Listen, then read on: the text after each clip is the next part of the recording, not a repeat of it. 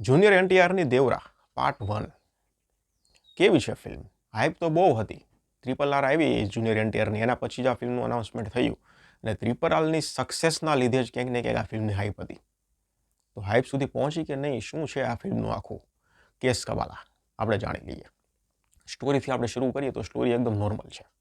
Revenge story કહી શકાય એવી છે કે ભાઈ, મારે વધારે પડતું કેવું નથી, સીધી ભાષામાં તમને કહી દઉં, રિવેન્જ સ્ટોરી છે. રિવેન્જ સ્ટોરી આપણે સાઉથમાં, સ્પેશિયલી આ જે સ્ટોરી છે ને, આ ટાઈપની સ્ટોરી આપણે સાઉથમાં બહુ જોઈ છે. બોલિવૂડમાં જોઈ છે પણ બહુ ઓછી. એટલે સાઉથની ઓડિયન્સ તો આપણે અત્યારે હિન્દી ઓડિયન્સ જે છે એ બધી લગભગ સાઉથની ફિલ્મો બહુ જોવે છે. એટલે સ્ટોરી બાબતે આ ફિલ્મ તમને કાંઈ ઓફર નહીં કરે. હા, ફિલ્મના જે એક્શન છે, VFXનું કામ છે, એ બધું બહુ સારું છે.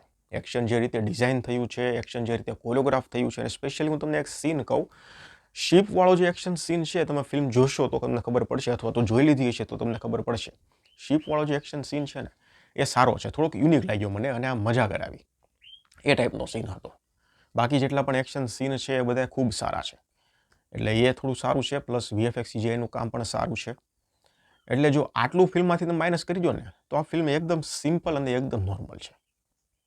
એટલે આ સીનના લીધે ક્યાંક ને ક્યાંક, એક્શનના લીધે ક્યાંક ને ક્યાંક આ ફિલ્મ છે એ વળી આમ થોડી એક લેવલ ઉપર જાય છે.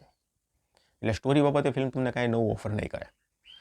એક્શન ઠીક છે. એક્ટિંગની વાત કરીએ આપણે, જુનિયર એનટીઆરની એક્ટિંગ પણ અહીંયા તમને લગભગ, માફ કરશો પણ થોડી ઓકે લાગી એમ.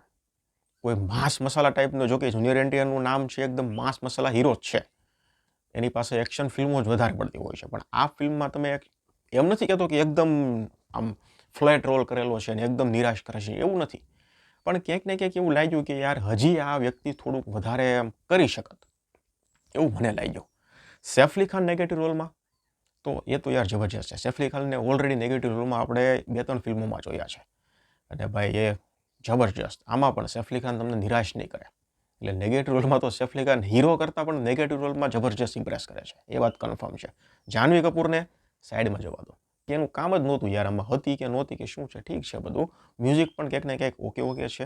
એટલે ઘણા લોકો આ ફિલ્મને એકદમ જબરજસ્ત ને એકદમ બહુ જોવાય એવી ને એકદમ બ્લોકબાસ્ટર ને એવું બધું બતાવી રહ્યા છે, યુટ્યુબમાં મેં જોયું.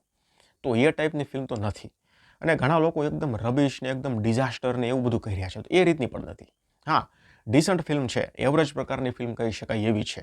માસ મસાલા એક્શન, જુનિયર એનટીઆરના ફેન બધા હો તો ડેફિનેટલી આ ફિલ્મ સિનેમાનો એક્સપિરિયન્સ લેવાય એવી તો છે જ. બાકી જે હાઈપ હતી ને, ત્યાં સુધી તો આ ફિલ્મ મારા વ્યૂથી તો નથી પહોંચી. તમે જોઈ લીધી હોય ને ફિલ્મ, તો મને જણાવો કે શું આ હાઈપ જે ક્રિએટ થઈ હતી ફિલ્મ રિલીઝ પહેલાં, ત્યાં સુધી આ ફિલ્મ પહોંચી છે કે નથી પહોંચી. તમારું જો કંઈ મંતવ્ય, રિવ્યૂ, રેટિંગ હોય એ મને કમેન્ટ સેક્શનમાં જણાવો. હું આ ફિલ્મને 2.5 સ્ટાર આપીશ. ધન્યવાદ.